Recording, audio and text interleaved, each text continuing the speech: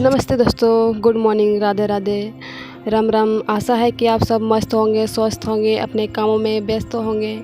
तो अभी बज रहे सुबह के 4 और अभी इतनी सुबह होगी लग रहा है कि 6-7 बज रहे हैं, लेकिन सुबह के 4 बज रहे थे। तो ऐसे तो मैं 6 बजे उठती हूँ और नहीं तो 6:30 बज जाते हैं। आज मेरा ना तो कोई मजबूरी है, ना ही शौक है सुबह उठने का। बस मैं बताती हूँ आगे मैं क्यों आज सुबह उठी हूँ। और देख रहे हो मेरे फेस पे 12, 13, 14, 15 सब बजे हुए हैं, क्योंकि सुबह सुबह ऐसे ही मुँह फूल के टोपा सा हो जाता है। और ये मेरा सिर्फ अकेले का प्रॉब्लम नहीं, आधा इंडिया का यही प्रॉब्लम है कि सुबह सुबह उठते ही सबका मुँह फूल के इतना बड़ा गुब्बारा जैसा लगने लगता है।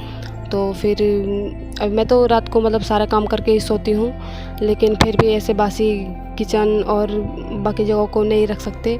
तो सुबह उठ के मैं साफ़ कर रही थी इधर, और जो बचे थे तो उसको साफ़ कर रही थी अच्छे से, क्योंकि रात को बिल्ली घुस जाती मेरे किचन में, क्यों दरवाज़ा नहीं लगा हुआ, इसलिए इसको साफ़ अच्छे से कर रही थी। और ये देखो मेरे पिताश्री आ गए, मुझे नहीं पता था कि ये हैं, तो ये आ गए, फिर भी कुछ नहीं बोले क्योंकि इनसे मैं वीडियो छुपा के बना रही थी और मैं नहीं चाहती कि इनको इस बारे में कुछ पता चले। तो फिर अच्छे से मैं जो भी था काम होता है सुबह सुबह वो मैं कर रही थी, क्योंकि आज से मेरे गांव में एक पूजा शुरू हो रही है। तो ये पूजा 9 दिन तक चलती है, और ये पूजा आज नहीं बल्कि कल ही शुरू हो गया था। और ये काली माँ का पूजा होता है, जो कि इसमें बहुत भीड़ लगते हैं, और बहुत सारे लोग आते हैं, सबके घर आते हैं। ये 9 गांवों को शायद मिला के मतलब यहाँ पूजा की जाती है, और सब लोग होते हैं जो मिल के मतलब ऐसे करते हैं। और ये सिर्फ मेरे अकेले का प्रॉब्लम नहीं, बल्कि सारे जितने भी गांव में लोग हैं सबके यहाँ गेस्ट लोग आते हैं, बहुत सारे भर जाते हैं।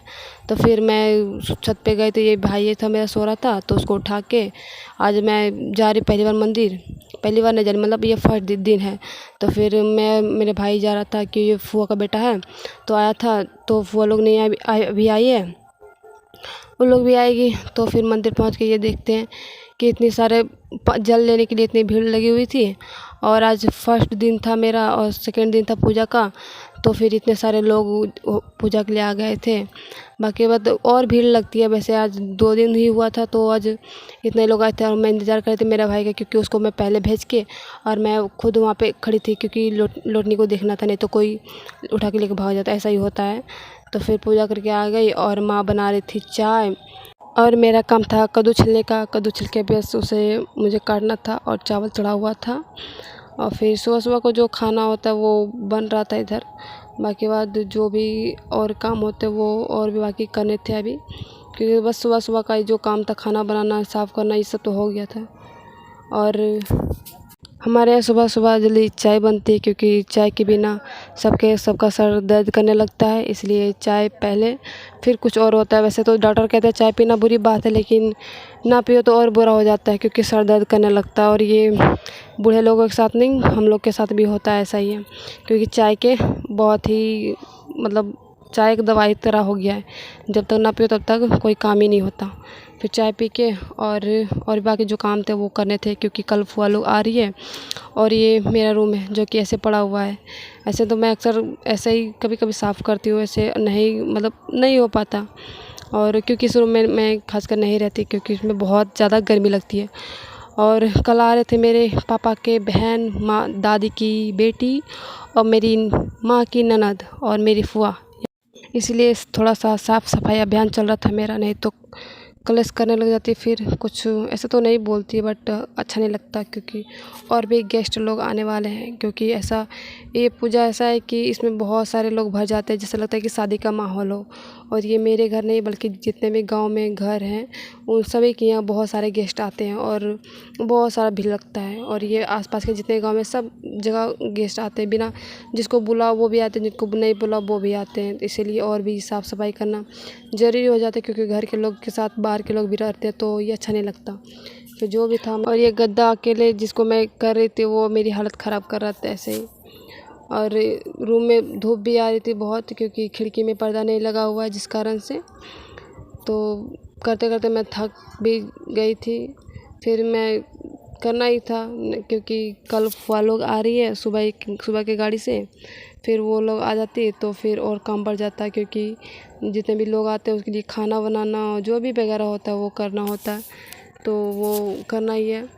और भी इसलिए सोच रही कि उनके आने से पहले जो भी काम है वो मैं ख़त्म कर लूँ, ताकि फिर मैं फ्री हो जाऊँ।